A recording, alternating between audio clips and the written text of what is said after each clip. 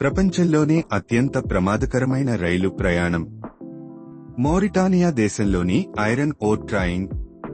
ఈ రైలు పశ్చిమ ఆఫ్రికాలోని జౌరాట్ అనే ఖనిజ నగరం నుంచి నోఆదిబో అనే సముద్రతీర నగరానికి ఇనుప ఖనిజాన్ని సహారా ఎడారి గుండా 704 కిలోమీటర్ల దూరం రవాణా చేస్తుంది.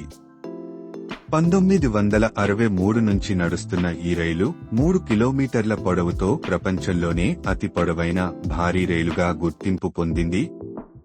తిండి, నీళ్లు, కనీసం నీడ కూడా దొరకని ఈ యాత్రలో ప్రయాణికులు సహారా ఎడారి యొక్క కఠిన వాతావరణాన్ని ఎదుర్కోవాలి. ఇనుప ఖనిజం దుమ్ము నోటిలో, కళ్లలో చేరి శరీరమంతా నల్లగా మార్చేస్తుంది.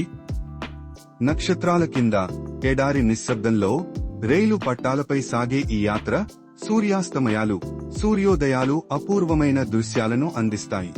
స్థానికులు, వ్యాపారులు ఈ రైలును ఉచిత రవాణా సాధనంగా వాడుతారు. కానీ ఇది పర్యాటకులకు ఒక జీవితకాల సాహసంగా మిగిలిపోతుంది.